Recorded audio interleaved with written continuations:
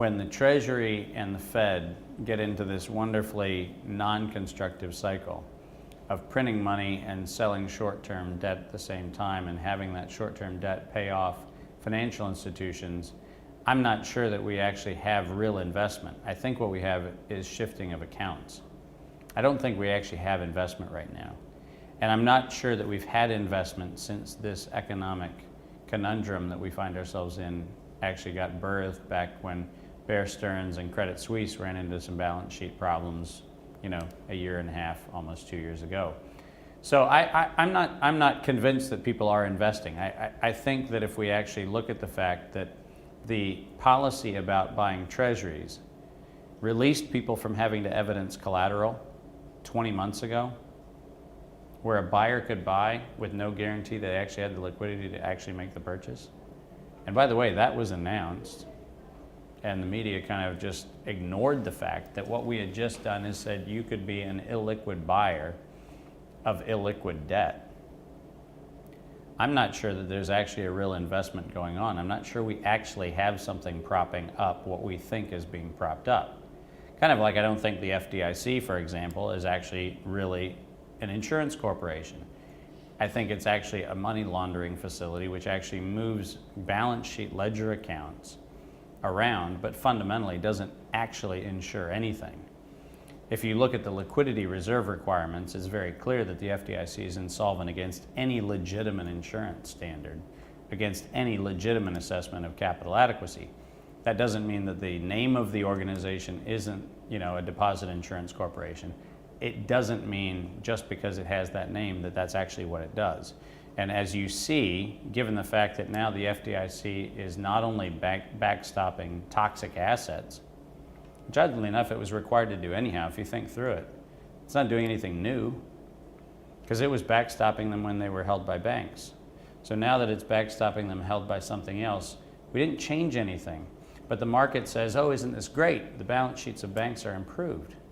Except for the fact that the exposure on the part of the FDIC actually got worse. So at the end of the day, did somebody invest? Did somebody actually get better off? Did somebody actually get worse off? The answer is no. This is a closed loop thermodynamic model. And in that closed loop model, energy and matter are not being created or destroyed, they're just moving. And what we got is movement. But we don't have value and we don't have real monetary support. And if we don't have a productivity-based economy that actually is based on us doing things that create value, then we don't really have a backing. So I think what you've got is kind of the last gasps of the Bretton Woods kind of, wouldn't it be nice if everybody actually just believed that we would have hegemony for the rest of time? And the answer is no. And the answer is coming back no on a lot of levels. The G20 is coming back saying, maybe this dollar thing isn't working out quite well. I'm very intrigued by the fact that to this day, despite the fact that the U.S. government's position is that Iran is backing terrorists and is this negative energy and we've got all these problems with Iran, for some reason we don't have the problem with the fact that they're holding our treasuries. We don't have a problem with that. But they are.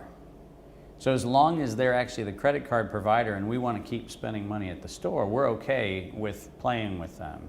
But if they decide that it would be a good idea to actually not pollute the environment with unrefined oil to generate power, and they'd rather use atomic energy as a way to actually generate the power, then they're a problem.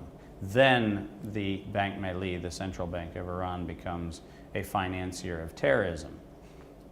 But ironically, the gas pipeline deal that exists between Iran and China is collateralized with U.S. treasuries. The reserve accounts are still U.S. treasuries. So the fact of the matter is, did we actually move something? No, we actually label things differently. We imply different energetics around things, but this is a thermodynamics problem.